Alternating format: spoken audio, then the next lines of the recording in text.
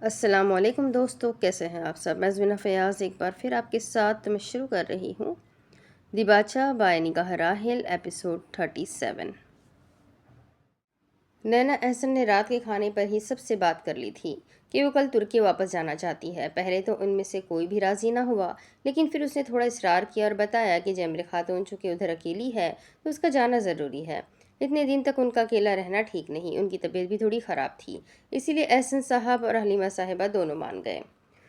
مگر حلیمہ صاحبہ اور احسن صاحب یہ جانتے تھے کہ وہ اب براق کو بھی بہت مس کر رہی ہے، اسی لیے انہوں نے بھی مزید اسے رکنے کا نہیں کہا۔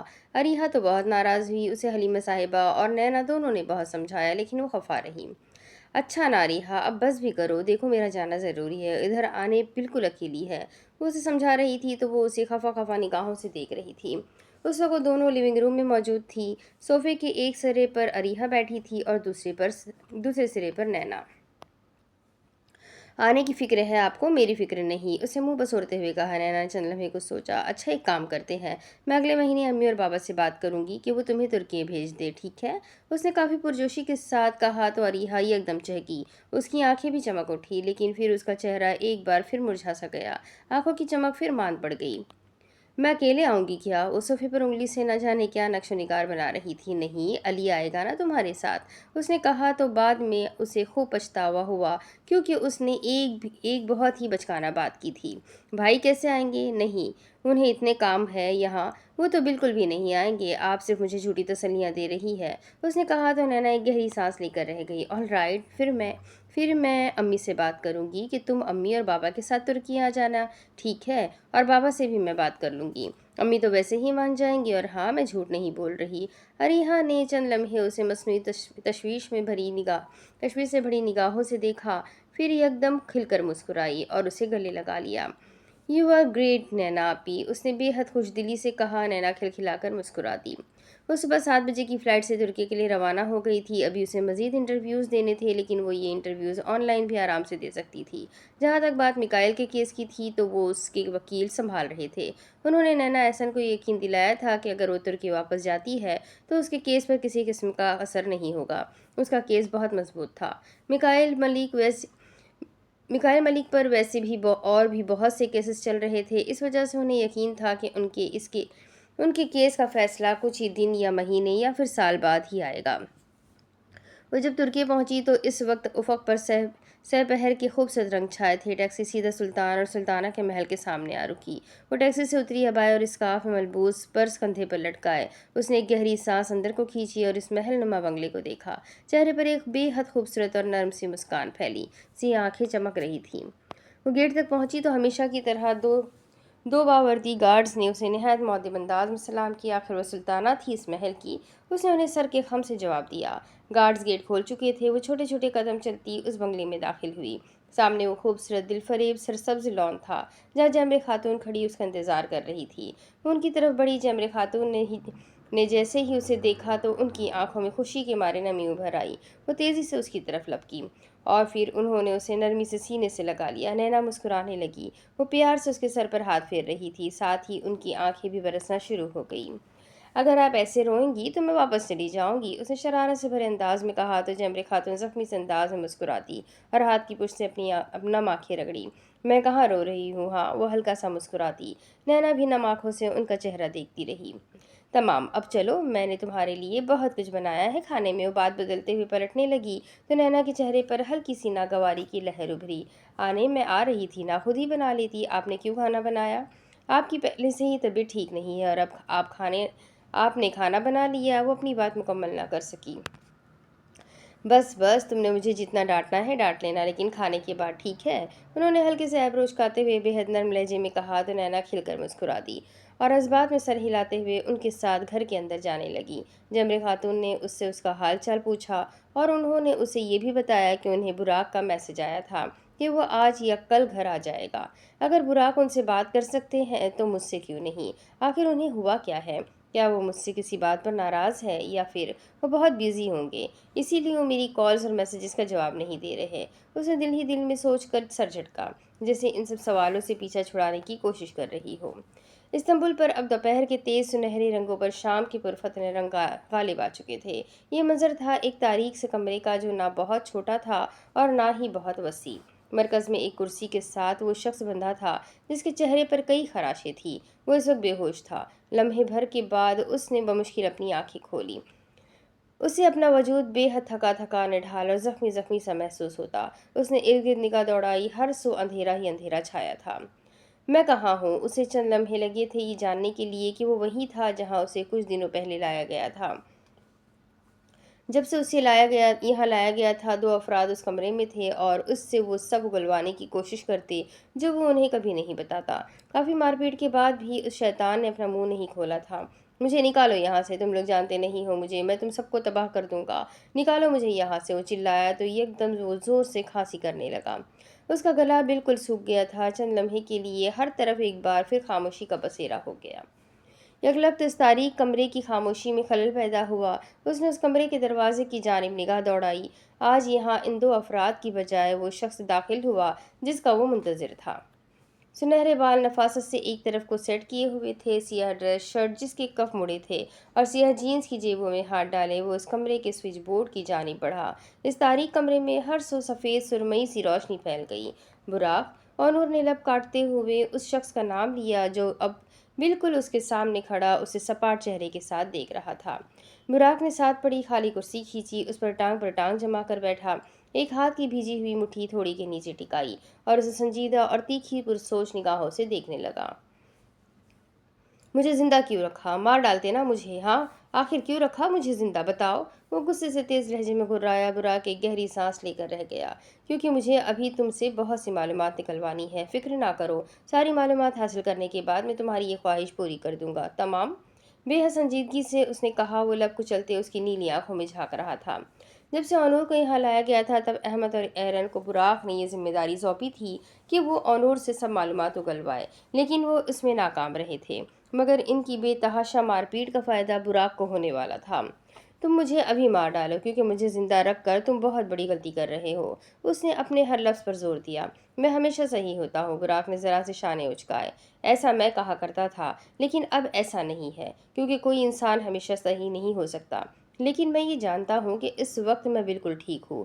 کرسی سے تھوڑا آگے کو ہوتے ہوئے اس نے مزید کہا اور اونور اسے زہرخند اور تیکھی نگاہوں سے گھورتا رہا۔ چلو اب ایک ایک کر کے مجھے سارے سوالوں کے جواب دو ورنہ۔ اس نے قدر سختی سے کہا تو اونور نے اس کی بات کاٹ دی۔ براق نے بمشکل اپنے غصے کو ضبط کرتے ہوئے ایک گہری سانس لی۔ ورنہ کیا کرو گے؟ اونور نے بے حد درشتی سے پوچھا۔ تم ابھی مجھے جانتے نہیں ہو، میرا صبر مت آزماؤ۔ تم جیسوں کے لیے تو میرا ایک تھپڑ ہی کافی ہے۔ اپنا دایاں ہاتھ اس کے سامنے ہلکا سا لہراتے ہوئے اس نے سختی سے کہا۔ تم مجھے ڈرا رہے ہو؟ اونور سر جھٹک کر طنز استہزاء سے مسکرایا۔ میں نہ ہی کسی کو ڈراتا ہوں اور نہ ہی کسی کو دھمکی دیتا ہوں، سمجھ آئی یا پچھلی بھی گئی؟ اس کا لہجہ بے حد روکھا، سخت اور سنجیدہ تھا۔ اونور نے گردن اونچی کر کے اسے دیکھا۔ براق نے اب کی بار کچھ ہی قدموں کے فاصلے پر رکھی میز کی طرف اشارہ کیا جس پر مختلف اوزار پڑے تھے جیسے تیز خنجر، کینچی، کٹرز اور بھی بہت سے اوزار جو مجرمین سے معلومات نکلوانے کے لیے، ان پر تشدد کے لیے استعمال کیے جاتے ہیں۔ اونور کے گلے میں ایک گلٹی سی ابھر کر معلوم ہوئی۔ چہرے کا رنگ چند لمحوں کے لیے بالکل اڑ سا گیا۔ احمد اور ایرن نے اب تک اس پر ان اوزار کا استعمال نہیں کیا تھا۔ دیکھو، مار پیٹ سے میں سارا معاملہ حل کر سکتا ہوں، لیکن مجھے مار پیٹ کا شوق نہیں۔ اس کے چہرے کا اڑا ہوا رنگ دیکھ کر وہ سمجھ گیا تھا کہ ان اوزار کو تو دیکھ کر ہی ڈر گیا ہے۔ کس طرح کا انسان ہے یہ اونور؟ جب دوسرے معصوم لوگوں پر ان اوزار کا استعمال کرتا ہے تب اسے ڈر نہیں لگتا، اور اب ذرا اسے دیکھو۔ اس نے غصے سے لب کچلتے ہوئے سوچ کر سر جھٹکا۔ حالانکہ تم جیسے درندے کو جتنا مارا جائے، چاہے تمہارے جسم کے چھوٹے چھوٹے ٹکڑے ہی کیوں نہ کر دیے جائے، تب بھی یہ ناکافی ہوگا۔ اس کی نیلی آنکھوں میں ہلکی سی گلابی لہر ابھر آئی۔ اونور اب کی بار اپنا ڈر اور اپنی بے بسی چھپاتے ہوئے اسے خاموشی سے گھور رہا تھا۔ میں جانتا ہوں تم مرنا نہیں چاہتے، لمحے بھر کے بعد براق نے کہا اور کرسی کی پشت کے ساتھ ٹیک لگا لیا۔ اونور سے مزید سننے کا منتظر تھا۔ ایک ڈیل کرتے ہیں۔ اس نے سنجیدگی سے دونوں ہاتھ آپس میں ملائے، دونوں آنکھوں کی پتلیاں سکڑ لی۔ کیسی ڈیل؟ اونور نے ناسمجھی سے ایبروز کہا۔ تم مجھے میرے سب سوالوں کے ٹھیک ٹھیک جواب دو، میں تمہیں یہاں سے زندہ سلامت جانے دوں گا۔ صاف گوئی سے کہنے کے بعد اس نے اپنے کالر کی کوئی نادیدہ شکن سرسری سی انداز میں درست کی۔ اور نور یکدم طنزیہ انداز میں سر جھٹک کر مسکرانے لگا۔ براق کا چہرہ سنجیدہ رہا۔ تمام تم نے مجھے کوئی چھوٹا بچہ سمجھ رکھا ہے کیا؟ اس نے استہزائیہ انداز میں مسکراتے ہوئے پوچھا۔ نہیں، میں نے تو ایسا کچھ سوچا بھی نہیں، تم خود ہی کہہ رہے ہو، نفی میں سر ہلانے کے بعد براق نے قدرے چبا چبا کر کہا۔ اور نور کچھ دیر اسے لب کاٹتے ہوئے دیکھتا رہا۔ براق نے کلائی میں پہنی گھڑی پر وقت دیکھا۔ اس وقت رات کے 8 بج رہے تھے۔ میں تمہاری ڈیل کا کیسے یقین کر لوں؟ اور نور نے پوچھا تو اس کے ماتھے پر سلوٹیں نمایاں تھیں۔ تمہارے پاس اور کوئی آپشن نہیں ہے، اور یہ جان لو کہ میں اپنی زبان سے نہیں پھرتا، براق نے بے حد یقین اور اعتماد سے شانے اچکا کر کہا۔ اور نور اس سے گھورتا رہا۔ چہرے پر سوچ کی لکیریں نمایاں تھی۔ اس کے ذہن پر وہ مناظر لہرائے جب اسے احمد اور ایرن مار پیٹ کا نشانہ بنا رہے تھے۔ اسے ان کے زوردار تھپڑ، لاتے، مکے سب یاد آ رہے تھے، اور وہ اچھے سے جانتا تھا کہ اب ان کی مزید مار پیٹ برداشت کرنے کی سخت اس میں باقی نہ تھی۔ اسے یہاں پر کھانا بھی صرف 2 وقت کا مل رہا تھا، وہ بھی بہت کم۔ اگر وہ یہاں رہتا تو اس نے ویسے بھی کچھ ہی دنوں میں مر جانا تھا۔ اپنی جان بچانے کے لیے اس کے پاس یہ شاید ایک آخری موقع تھا، اور وہ یہ موقع کسی قیمت پر گنوانا نہیں چاہتا تھا۔ تم جو بھی پوچھو گے میں تمہیں سچ سچ بتاؤں گا، بس تمہیں پھر مجھے یہاں سے زندہ سلامت جانے دینا ہوگا۔ اس کی نیلی آنکھوں میں جھانکتے ہوئے اس نے یہ اپنے الفاظ پر زور دیتے ہوئے کہا۔ براق نے ایک گہری سانس اندر کو کھینچی۔ میں براق یامان ہوں، اور میں اپنی زبان سے نہیں پھرتا، اور اب یہ بات میں دوبارہ نہیں دہرا رہا۔ اس نے شہادت کی انگلی اس کی طرف بڑھاتے ہوئے اسے تنبیہ کی۔ اور اگر تم نے یہ ڈیل نہ مانی تو میرے پاس اور بھی بہت سے طریقے ہیں۔ اور ان پر لرزہ طاری ہو گیا۔ جو پوچھنا ہے پوچھو، میرے پاس زیادہ وقت نہیں ہے، خود کو بظاہر مضبوط دکھاتے ہوئے اس نے تیکھے لہجے میں کہا۔ براق کرسی سے تھوڑا آگے کو ہوا اور پھر اس سے سوال پوچھنے شروع کیے۔ مجھے بتاؤ، ترکی کی فوج میں ایسے کون سے افراد ہیں جو تمہارے اور جن کے لیے تم کام کرتے ہو ان کے مخبر ہیں؟ اس نے بے حد سنجیدگی سے آنکھیں سکیڑتے ہوئے پوچھا۔ اور انہوں نے لمحے بھر کے لیے کچھ سوچا، پھر جواب دینا شروع کیا۔ یہ براق اس سے 1 گھنٹے تک کئی سوال پوچھتا رہا، اور نور سب کے جواب دیتا رہا۔ کچھ سوالوں کے جواب دیتے وقت وہ ایک گہری سوچ میں ڈوب جاتا، مگر پھر نہ چاہتے ہوئے بھی ان کے جواب دے دیتا۔ تمام، اب تم جا سکتے ہو۔ وہ اس سے سارے سوال پوچھ چکا تھا۔ اور نور زیر لب ہلکا سا مسکرایا، گہری بھوری آنکھیں چمک اٹھی۔ براق اپنی کرسی سے اٹھا اور نور کی جانب بڑھا، چند لمحے اسے سختی سے گھورا، پھر کرسی کے ساتھ اس کے رسیوں سے بندھے ہاتھ ایک ایک کر کے رسیوں کی قید سے آزاد کیے۔ اور نور اپنے پاؤں خود رسیوں کی قید سے آزاد کرنے لگا، پھر کرسی سے اٹھا اور ایک گہری سانس لی، چند لمحے کچھ سوچا۔ میں باہر کیسے نکلوں گا؟ اور پھر بے حد روکھے انداز میں ایبرو اچکاتے ہوئے پوچھا۔ براق زیر لب معنی خیز انداز میں مسکرایا۔ میں چھوڑ کر آؤں گا تمہیں، آخر میں نے تمہیں زبان دی ہے تو تمہیں یہاں سے زندہ سلامت چھوڑ کر آنا ہی میرا فرض بنتا ہے نا؟ جینس کی جیبوں میں ہاتھ ڈالتے ہوئے اس نے ہلکے سے شانے اچکا کر کہا۔ اور انہوں نے تشویشی نگاہوں سے اس کا چہرہ گھورا، پھر سنجیدگی سے اس بات میں سر ہلا دیا۔ براق پلٹا اور کمرے کے دروازے کی جانب بھاری قدموں کے ساتھ بڑھنے لگا، اور نور بھی اس کے ساتھ قدم ملاتے ہوئے کمرے سے باہر جانے لگا۔ اور وہ جمرے خاتون کچھ ہی دیر پہلے رات کا کھانا کھا کر فارغ ہوئی تھی۔ جمرے خاتون اسے بتا چکی تھی کہ براق آج یا کل ہی آئے گا، اور اب رات کے 9:30 گزر چکے تھے، مگر وہ اب تک گھر نہیں لوٹا تھا۔ اسے امید تھی کہ وہ آج ضرور آئے گا، لیکن دھیرے دھیرے اس کی امید کی روشنی مدھم پڑ رہی تھی۔ نینا بظاہر چہرے پر خوشی سے بھری مسکان پھیلائے اپنے کمرے میں آئی۔ جمرے خاتون اپنے کمرے میں عشاء کی نماز پڑھنے چلی گئی تھی۔ نینا نے بھی عشاء کی نماز پڑھی، پھر قرآن مجید پڑھا، اور پھر دیوار پر لٹکی گھڑی پر وقت دیکھا۔ اس وقت رات کے 10 بج رہے تھے۔ اس نے حلیمہ صاحبہ کو کال ملائی۔ تقریباً 1 گھنٹے تک اس نے احسن صاحب، علی اور علیحہ سے بات کی۔ سب نے اس سے یہ سوال پوچھا تھا کہ براق کیسا ہے، کیا کر رہا ہے، لیکن اس نے انہیں وہی بتایا تھا جو سچ ہے۔ اس نے بتایا کہ وہ اب تک گھر نہیں لوٹا، ضرور کہیں بزی ہوگا۔ حلیمہ صاحبہ اور احسن صاحب نے بھی جواباً یہی کہا کہ وہ بزی ہوگا، اسی لیے اب تک نہیں آیا۔ آخر وہ کمانڈر ان چیف ہے، ایسے اسے بہت سے کام ہوتے ہوں گے۔ ان سے بات کرنے کے بعد اس نے فون بند کیا۔ فون بک پر براق کا نمبر سرچ تھا۔ کچھ سوچا براق کو کال کروں یا نہیں، اس نے سوچا، پھر سر جھٹک کر فون بک بند کر دی۔ وہ اب صوفے کی پشت کے ساتھ ٹیک لگائے کمرے میں ارد گرد خالی نگاہوں سے دیکھنے لگی۔ یہ کمرہ اس کے بغیر بہت عجیب، ویران اور خالی خالی سا لگتا۔ اس نے آنکھیں بند کر لی، سر میں ہلکی سی درد ہو رہی تھی، سفر کی وجہ سے اسے کافی تھکان بھی ہو گئی تھی۔ کچھ ہی دیر بعد وہ نیند کی وادیوں میں گم ہو گئی۔ اس نے سر صوفے کے تھتے پر گرا دیا۔ سیاہ بال جو ایک کیچر میں بندھے تھے، ان میں سے 2-3 لٹیں اس کے چہرے کے سامنے آ گئی۔ وہ اس وقت ایک پوری آستینوں والے گلابی رنگ کے خوبصورت سے فراک جس کے آخر میں سفید رنگ کی فرل لگی تھی، اس میں ملبوس تھی۔ ایک گلابی رنگ کا دوپٹہ بھی اس نے کندھے پر لے رکھا تھا۔ کمرے کی کھڑکیاں کھلی تھی، پردے ایک طرف وہ کیے ہوئے تھے، اس میں سے گزرتی ہلکی سی ٹھنڈی ہوا کمرے میں ہر طرف رقص کر رہی تھی۔ इस सुनसान सड़क पर उसकी सियाह चमकती हुई कार रवा दवा थी। वो ड्राइविंग सीट पर बैठा स्टीयरिंग संभाले हुए कार काफी मुतवाजन रफ्तार से ड्राइव कर रहा था। उसके साथ वाली फ्रंट सीट पर ऑनूर बैठा था, जिसकी नजरें विंडो स्क्रीन से बाहर गुजरते हुए मनाजिर का ताक़ुब करने में मसरूफ थी। रात के सियाह और गहरे साए हर तरफ छाए थे, हर सौ खामोशी ही खामोशी फैली थी। सड़क के दोनों तरफ लंबे और घने दरख्तों का जाल बिछा था। वो सियाह चमचमाती कार कुछ देर बाद सड़क के एक तरफ आकर रुक गई। बुराक ने अपनी तरफ का दरवाज़ा खोला और कार से बाहर निकला, और नूर ने भी अपनी तरफ का दरवाज़ा खोला और कार से बाहर निकलकर इर्द गिर्द एक सरसरी सी निगाह दौड़ाई। फिर बुराक की जानिब बढ़ा। वैसे मुझे खुशी होती अगर तुम मेरे लिए काम करते, तुम जैसे दिलेर। उसने उसके कंधे पर हाथ रखा। बुराक ने अपने कंधे पर रखे उसके हाथ को देखा और फिर उसे, बहादुर और हिम्मत वाले आदमी का हमारे साथ मिलकर काम करना तुम्हें भी बहुत फ़ायदे दे सकता है, और हमें भी। बुराक ज़ेर लब तंज़ी अंदाज में हल्का सा मुस्कुराया और उन्होंने उसके कंधे से अपना हाथ हटा दिया। उसने अब की बार हाथ से सड़क के इस पार इशारा किया, जहाँ घने और लंबे दरख्तों के सिवा और कुछ दिखाई न देता, और उन्होंने समझने वाले अंदाज में इस बात में सर हिला दिया और फिर पलटा। यहाँ से आगे का फासला उसने खुद ही तय करना था। वो तेज तेज कदम चलता हुआ आगे बढ़ता गया। हर तरफ उसे दरख्त ही दरख्त दिखाई देते, घास पर उसके कदमों की आवाज़ और इस जंगल नुमा जगह में मौजूद टिड्डियों की आवाज़ के सिवा माहौल में और कोई आवाज़ न थी। चंद लम्हे बाद वो धीरे धीरे कदम लेना शुरू हो गया। उसे अपने पीछे से किसी की भी चलने या उसका ताक़ुब करने की आवाज़ नहीं आ रही थी। और नूर के चेहरे पर इस वक्त एक फातिहाना मुस्कान फैली थी। बुराक ने उससे जो सवाल पूछे थे उसने उन सब के जवाब बिल्कुल ठीक ठीक दिए थे। वो जानता था कि अगर वो उन लोगों के पास जाता जिनके लिए वो काम किया करता है, वो ये सुनकर उसे ज़रूर माफ़ कर देते कि उसे अपनी जान बचाने के लिए अपना मुंह खोलना पड़ा। आखिर वो उनका इतना पुराना खादिम जो था, ऐसा सिर्फ उससे लगता। इस वक्त ओनूर के हाथ में एक टॉर्च थी, जिसकी मदद से वो रास्ते को तलाश कर रहा था। साथ ही उफ़क़ पर रोशन चांद की रोशनी भी उसे रास्ता तलाश करने में मदद दे रही थी।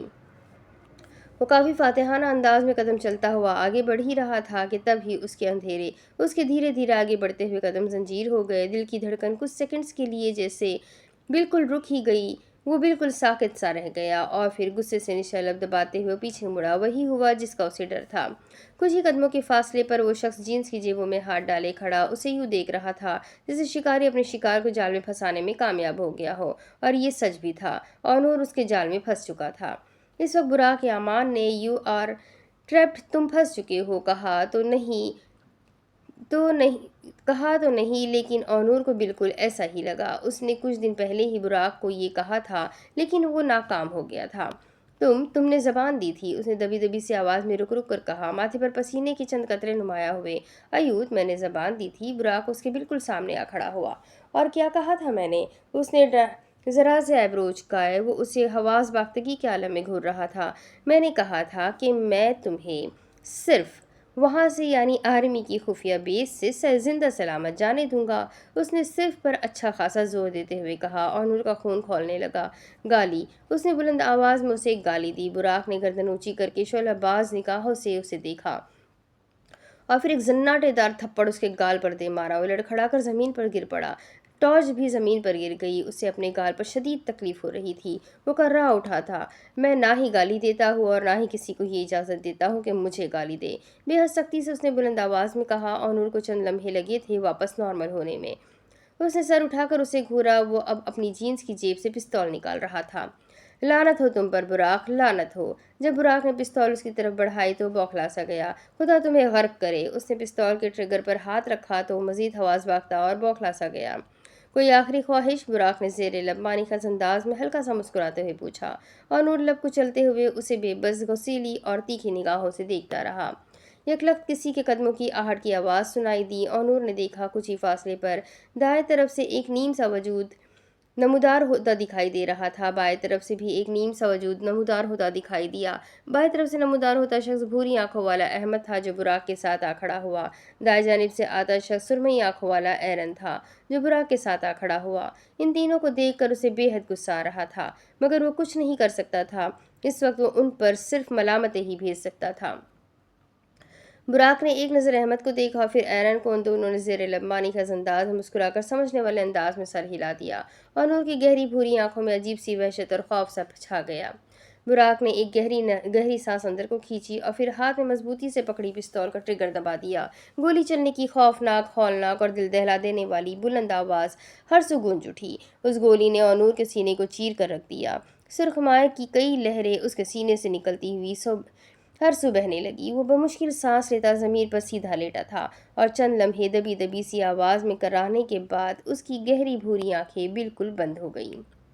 ये जिन मलऊनों के लिए काम करता है, इन तक उसकी लाश पहुंचा दो ताकि इन्हें समझ आ जाए कि उनका अंजाम भी बिल्कुल इसकी तरह ही होगा।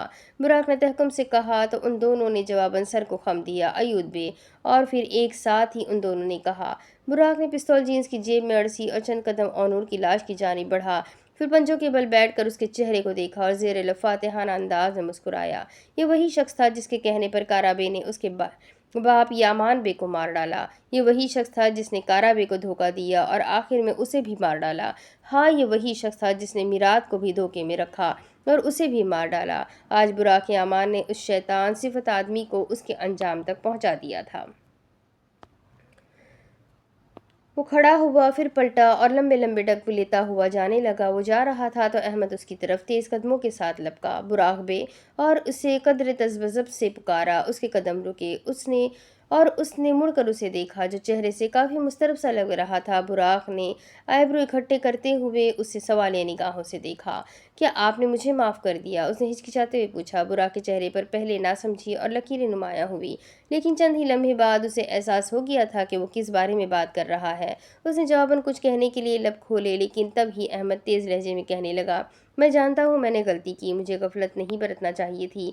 मेरी गफलत ही की वजह से मिरात ने अयाज को मार डाला। मुझसे गलती हो गई, बहुत बड़ी गलती। क्या आप मुझे माफ़? अहमद सर झुकाए कह रहा था, तब ही बुराक ने उसकी बात काट दी। अगर मैंने तुम्हें माफ़ ना किया होता तो आज तुम मेरे साथ ना होते। और फिर उसने उसके दोनों कंधे थपथपाए। अहमद ने सर उठाकर उसे हल्की सी नम आंखों के साथ देखा। बुराक मुस्कुराया, साथ ही अहमद भी तशक्कुर भरे अंदाज में मुस्कुराया। और फिर अहमद ने बुराक को गले लगा लिया। तुम मेरे शेर हो अहमद, तुम्हें मैं आखिर कैसे माफ़ ना करता। गलतियां तो हर इंसान से होती है, बस हमें चाहिए कि हम उन गलतियों से सबक सीखें, ना कि उन्हें दोहराएं। उसे खुद से दूर करते हुए वो उसे अब काफ़ी नरमी से कह रहा था, अयूद बे, आप बिल्कुल ठीक कह रहे हैं। अहमद सताइशी अंदाज में मुस्कुराते हुए कह रहा था। अब की बार एरन भी उनके साथ आ खड़ा हुआ। बुराक ने सताइशी अंदाज में उसके कंधे पर हाथ रखा। ये देखो, मेरा एक और शेर आया, उसने काफ़ी फखरिया अंदाज में कहा। एरन जवाबन तशक्कुर कहने लगा, अल्लाह तुम दोनों को सलामत रखे। तुम दोनों बिल्कुल मेरे भाइयों की तरह हो। तुम दोनों ने ही मेरा बहुत साथ दिया है। इसी तरह बहादुरी से हर मुहाज पर लड़ते रहना, समझ आई? वो दोनों जवाबन तशक्कुर, बेतशक्कुर और अयूद कहते रहे। जब तक हम जिंदा है बे, तब तक हम आपका साथ देते रहेंगे। एरन ने काफ़ी यकीन से कहा। अहमद ने भी तायदी अंदाज में सर को इस्बात में हिला दिया। बुराक मुस्कुराया और इन दोनों के कंधे सताइशी अंदाज में थपथपाए। रात बेहद गहरी हो चुकी थी। जमरे खातून के कमरे में निगाह दौड़ाओ तो वो इस वक्त बेड की पुश्त के साथ टेक लगाए बैठी, हाथ में पकड़ी तस्बीह के दाने गिराने में मसरूफ थी।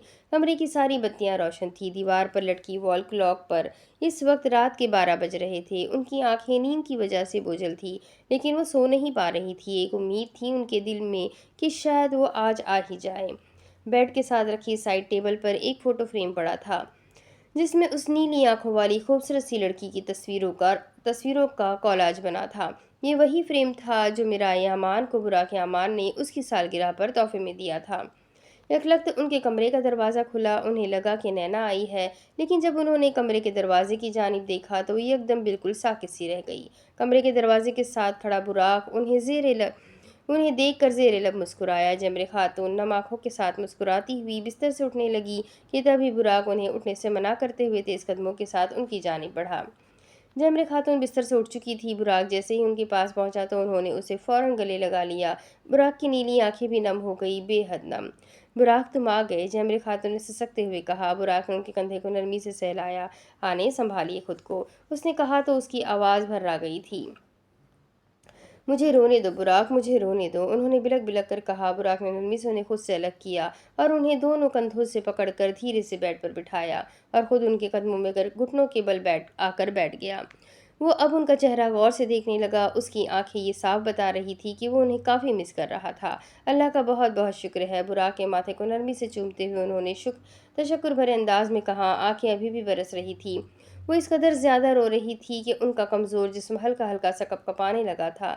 براق نے انہیں سینے سے لگا لیا اور ان کے سنہرے بال جن میں خاصی سفیدی پھیلی تھی اس پر نرمی سے ہاتھ پھیرنے لگا۔ انہوں نے اب کی بار خود کو سنبھالتے ہوئے انگلی کے پور سے آنکھ کا کونا صاف کیا، پھر براق کو دیکھا۔ ان کی آنکھوں میں بہت کچھ تھا۔ کیا میرائے کا قاتل اپنے انجام تک پہنچ گیا؟ انہوں نے کافی یقین سے پوچھا۔ براق نے گہری سانس اندر کو کھینچی۔ ایود پھر جذبات میں سر ہلا دیا۔ اس کا لہجہ جمر خاتون کو تھوڑا عجیب سا لگا اور پہلے میراث کے ذکر پر بے حد سرد سا اور غسیلا ہو جایا کرتا، مگر آج ایسا نہ تھا۔ میری بد دعا ہے کہ اسے مر کر بھی سکون نہ ملے اسے خدا، وہ تیش کے عالم میں کہنے لگی تو براق نے ان کی بات کاٹ دی۔ نہیں، مرے ہوئے انسان کو بد دعا نہیں دیا کرتے۔ اس کا لہجہ بے حد نرم تھا۔ جمر خاتون نے غصے سے سر جھٹکا۔ تم کیسے ہو؟ پھر چند لمحے بعد پوچھا تو ان کے لہجے میں اب غصہ نہیں تھا۔ میں بالکل ٹھیک، آپ کیسی ہیں؟ آپ کی طبیعت تو ٹھیک ہے نا؟ دوائیاں وقت پر لی تھی؟ اس کے ذہن میں جو سوال آیا اس نے تیز لہجے میں پوچھ ڈالے۔ جمر خاتون مسکرا دی۔ ایود میں بالکل ٹھیک ہوں، بلکہ تمہیں دیکھ کر تو میرے دل کو سکون مل گیا ہے۔ انہوں نے نرمی سے اس کے گال چھوئے۔ براق نے مؤدب سے انداز میں ان کا ہاتھ تھاما اور پھر اسے چوما۔ وہ اس کے سر پر ہاتھ پھیرنے لگی۔ نینا کہاں ہے؟ لمحے بھر کے بعد اس نے ذرا سی آنکھیں سکیڑتے ہوئے پوچھا۔ وہ اپنے کمرے میں ہے، جمر خاتون نے مسکرا کر جواب دیا۔ اس نے اس بات میں سر ہلا دیا۔ جاؤ، کافی دیر سے تمہارا انتظار کر رہی ہے، انہوں نے ایک آنکھ دباتے ہوئے کہا۔ براق مسکرا دیا۔ تمام، آپ اپنا خیال رکھیے گا، فرش پر سے اٹھتے ہوئے اس نے نرمی سے کہا۔ اور وقت کافی ہو گیا ہے، آپ اب سو جائیں۔ ساتھ ہی اس نے کلائی میں پہنی گھڑی پر وقت دیکھا۔ ایسے کیسے سو جاؤں؟ ابھی تو مجھے شکرانے کے نفل بھی ادا کرنے ہیں، انہوں نے بیڈ سے اٹھتے ہوئے کہا۔ تمام، براق نے مسکرا کر اس بات میں سر ہلاتے ہوئے کہا۔ وہ جب کمرے سے باہر نکل گیا تو جمر خاتون نے سر اٹھا کر اوپر دیکھا اور آنکھیں موند لی، پھر دل ہی دل میں کئی بار اللہ کا شکر ادا کیا۔ ان کی آنکھیں ایک بار پھر برسنا شروع ہو گئی تھیں۔ اس نے ایک گہری سانس لی، پھر اپنے کمرے کا دروازہ کھولا۔ کمرے کا دروازہ جیسے ہی کھلا تو اندر کا سارا منظر واضح ہوا۔ ساری بتیاں روشن تھیں، کھڑکیوں سے پردے ایک طرف کو کیے ہوئے تھے۔ اس کی نظر صوفے کی جانب گئی جس کے ہتھے پر سر رکھے وہ گہری نیند کی آغوش میں ڈوبی تھی۔ اسے دیکھ کر براق کے چہرے پر ایک بے حد خوبصورت مسکان پھیل گئی، نیلی آنکھوں میں نمی بھی مزید بڑھ گئی۔ وہ صوفے کی جانب بڑھا اور اس کے بالکل سامنے جا کر رک گیا، پھر گھٹنوں کے بل فرش پر بچھتے سیاہ مخملی قالین پر بیٹھ گیا۔ اس نے اس کے حسین چہرے کو دیکھا، وہ کتنے دنوں بعد اس کے چہرے کو بالکل اپنے سامنے دیکھ رہا تھا۔ اس نے بے حد نرمی سے اس کا ہاتھ تھاما۔ اس نے جیسے ہی اپنے ہاتھ پر اس کا لمس محسوس کیا تو وہ ہڑبڑا کر اٹھ بیٹھی۔ براق نے اس کا ہاتھ تھامے رکھا۔ وہ براق کو اپنے سامنے دیکھ کر بالکل ہکا بکا رہ گئی۔ مرحبا، اس نے مسکراتے ہوئے کہا تو نینا فوراً حیرت زدہ سی ہو کر صوفے سے نیچے اتری اور اس سے چند قدموں کے فاصلے پر جا کھڑی ہوئی۔ براق بھی اسے دیکھ کر کھڑا ہوا۔ نینا کو لگا جیسے وہ کوئی خواب دیکھ رہی تھی، وہ ابھی تک بے یقینی کا شکار تھی۔ براق سینے پر بازو لپیٹے اسے محبت سے بھری نگاہوں سے تکتا رہا۔ اسے اب یقین آ رہا تھا کہ وہ کوئی خواب نہیں دیکھ رہی تھی۔ جلد ہی اس کے گلابی رخسار سرخ پڑنے لگے اور سیاہ آنکھوں میں سے برسات شروع ہو گئی۔ وہ دھیرے دھیرے اس کے پاس گئی۔ براق نے اسے اپنے سینے سے لگا لیا۔ وہ پھوٹ پھوٹ کر رونے لگی۔ براق اس کے سیاہ بال سہلانے لگا اور ساتھ ہی اس کی نیلی آنکھوں میں سے بھی برسات شروع ہو گئی جسے وہ اس سے چھپانا چاہ رہا تھا۔ واللہ میری سلطانہ نے مجھے اتنا مس کیا تھا، اس نے زیر لب مسکراتے ہوئے کہا تو نینا مزید رونے لگی۔ وہ اس کی کمر سہلانے لگا جیسے اسے چپ کروا رہا ہو، لیکن ان دونوں کی آنکھوں میں سے برسنے والی بارش تھم نہیں رہی تھی۔ اوہو، تم نے مجھے رلا دینا ہے اب، اس نے بھررائی ہوئی آواز میں کہا تو نینا نے سر اٹھا کر اسے دیکھا۔ آپ تو پہلے سے ہی رو رہے ہیں، پھر ہلکا سا مسکرائے اور انگلی کے پور سے آنکھ صاف کی، لیکن اس کی آنکھیں ابھی بھی اشک بہا رہی تھیں۔ میں رو نہیں رہا، یہ تو بس شکر کے آنسو ہے کہ اللہ نے مجھے میری نینا سے دوبارہ ملوا دیا۔ اس نے یہ کہتے ہوئے نینا کی پلکوں پر موجود موٹے موٹے آنسو صاف کیے۔ میں اب کہیں نہیں جاؤں گی براق، وہ بچوں کی طرح سسکتے ہوئے کہہ رہی تھی۔ میں تمہیں کہیں جانے بھی نہیں دوں گا، اس کی سیاہ آنکھوں میں گویا اپنی نیلی آنکھیں کاٹتے ہوئے اس نے کہا تو وہ کھلکھلا کر ہنس دی۔ براق کی نگاہیں ہنوز اس کے چہرے پر ہی جمی تھی۔ اپنے ماتھے پر اس کا لمس محسوس کر کے اس نے نظریں اٹھا کر براق کو دیکھا جو اسے ہی دیکھ رہا تھا۔ اس نے اب کی بار براق کی نم آنکھیں باری باری صاف کی۔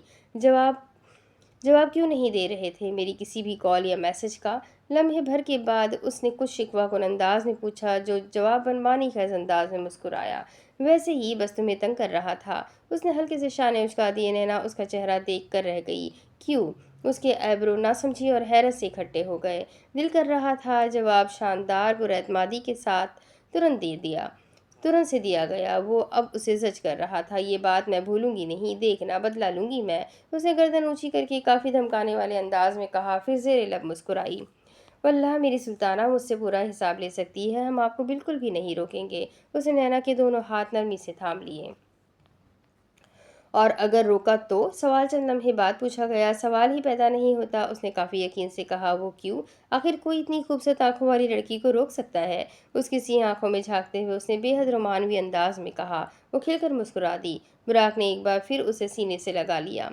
سلطان اور سلطانہ کے کمرے کی بے رونقی ویرانی اب بالکل ختم ہو چکی تھی۔ ہر سو محبت اور مسرت کے خوبصورت اور دلفریب رنگ رقص کرنے لگے۔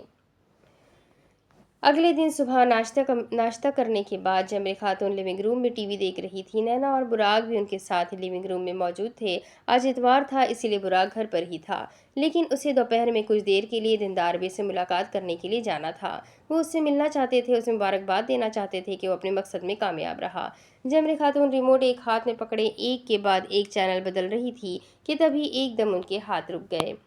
وہ ایک نیوز چینل تھا جس پر اس وقت یہ خبر چل رہی تھی کہ براق یامان ترکی کی فوج کے قابل اور انتہائی ذہین کمانڈر ان چیف نے اونور جیسے دہشت گرد اور غدار کو اس کے انجام تک پہنچایا۔ اور صرف یہی نہیں، اتنے سالوں بعد یہ خبر بھی سامنے آئی کہ کارابے کا قتل بھی اونور نے ہی کیا تھا، کیونکہ وہ برائی کی دنیا سے پلٹ آیا تھا۔ نہ صرف یہ بلکہ اونور جیسے شیطان نے کارابے کو مار کر اس کے بیٹے کو بھی اپنے مقصد کے لیے استعمال کیا، اسے یہ بتائے بغیر کہ وہی اس کے باپ کا قاتل ہے۔ جمرے خاتون کے چہرے پر ایک کے بعد ایک رنگ آ کر گیا۔ وہ بالکل ساکن سی رہ گئی۔ براق صوفے سے اٹھ کر ان کے پاس جا کھڑا ہوا۔ وہ نرمی سے ان کے کندھے پر ہاتھ رکھا۔ نینا جمرے خاتون کے ساتھ ہی صوفے پر بیٹھی تھی۔ وہ بھی یہ خبر سنتے ہوئے بہت حیران ہو رہی تھی۔ کمانڈر ان چیف براق یامان نے جب میرات کارابیگ کو حقیقت سے آگاہ کیا تو وہ پچھتاوے کا شکار ہو گیا، اور اسی لیے اس نے براق کو اونور سے بچاتے ہوئے خود گولی کھائی اور اس کی موت موقع پر ہی واقع ہو گئی۔ یہاں ناظرین کو ایک اور بات بھی اہم بتانا چاہیں گے کہ میرات کارابے وہی شخص ہے جس نے کمانڈر ان چیف براق یامان کی بہن کو قتل کیا، اور میرات کارابے کے باپ نے براق یامان کے باپ کو قتل کیا۔ اس سب کے باوجود بھی کمانڈر ان چیف براق یامان نے خود یہ کہا ہے کہ وہ میرات کارابے اور اس کے باپ کو معاف کرتے ہیں۔ ٹی وی پر وہ نیوز کاسٹر کہہ رہی تھی تو جمرے خاتون نے یکدم ٹی وی بند کر دیا اور کھولتی ہوئی اور کرب سے بھری نگاہوں سے براق کو دیکھا۔ براق یہ نہیں بتانا چاہتا تھا کہ میرات نے میرائے کا قتل کیا، لیکن جب کئی صحافی اس سے معلومات لینے آئے تو اس وقت دیندار بے بھی وہیں موجود تھے، اور انہوں نے ہی صحافیوں کو اس بارے میں بتایا۔ تب براق انہیں روک نہیں پایا تھا، اور نہ ہی دیندار بے یہ جانتے تھے کہ براق نے زیادہ تر لوگوں کو اس بارے میں نہیں بتایا۔ ان کے بتانے کی وجہ سے ہی یہ بات سب کے سامنے آ گئی تھی کہ میرات کارابے نے ہی میرائے یامان کا قتل کیا ہے۔ اللہ معاف کرنے والوں کو پسند کرتا ہے۔ اگر ہم اس کے بندوں پر رحم نہیں کریں گے تو وہ ہم پر رحم نہیں کرے گا۔ اس نے بے حد نرمی سے ان کا ہاتھ تھامتے ہوئے کہا۔ وہ جواباً نم سی آنکھوں کے ساتھ لب کاٹتے اسے دیکھتی رہی۔ میرات مجھے بچاتے ہوئے اس دنیا سے چلا گیا، آپ اسے معاف کر دیں، اس نے کچھ التجائی انداز میں نرمی سے کہا۔ میں اپنی بیٹی کے قاتل کو کبھی معاف نہیں کروں گی، اپنے الفاظ پر زور دیتے ہوئے پیر پٹکتے لیونگ روم سے باہر جانے لگی۔ ان کی آنکھیں برسنا شروع ہو گئی تھی۔ میں اپنی آنے کو جانتا ہوں، وہ اسے معاف کر دے گی، اس نے کافی یقین سے نینا کو دیکھتے ہوئے کہا۔ اس نے جواباً مسکرا کر ہلکا سا سر ہلا دیا۔ وہ اب صوفے سے اٹھ کر جمرے خاتون کے کمرے میں جانے لگی، تب ہی براق نے اس کا ہاتھ پکڑ کر اسے روک لیا۔ انہیں کچھ دیر اکیلا رہنے دو، وہ ابھی بہت اپسیٹ ہے، اس نے نرم سے لہجے میں کہا۔ نینا نے بس اوکے کہا اور پھر اس کے ساتھ صوفے پر آ کر بیٹھ گئی۔ اسے خود ابھی سمجھ نہیں آ رہا تھا کہ وہ براق سے کیا کہے۔ اب اس کے آگے کی کہانی میں آپ کو اگلے قسط میں سناتی ہوں۔ اگلا قسط لاسٹ قسط ہوگا، جتنا بھی بڑا بنے گا میں پورا بنانے کی کوشش کروں گی۔ تو فی الحال اس ویڈیو کو میں یہیں ختم کرتی ہوں۔ آئی ہوپ آپ سب کو یہ کہانی پسند آ رہی ہے، تو جلدی سے ویڈیو کو لائک کر دیں، چینل کو سبسکرائب کر دیں، بیل آئیکن کو ضرور دبا دیں، اور اس کہانی کو، اس ناول کو اپنے کانٹیکٹس میں شیئر ضرور کریں۔ بہت انٹرسٹنگ، بہت پیارا ناول ہے۔ کوئی سوچ سکتا ہے کہ اس رائٹر نے یہ پہلا ناول لکھا ہے اپنی زندگی کا؟ تو اللہ انہیں کامیابی دے اور ان کے ناول کو بھی ترقی دے۔ تو چلیے جلدی سے چینل کو سبسکرائب کریں اور اپنی دعاؤں میں مجھے بھی یاد رکھیں۔ اپنا خوب سارا خیال رکھیں۔ ملتے ہیں اگلے ویڈیو میں۔ اللہ حافظ۔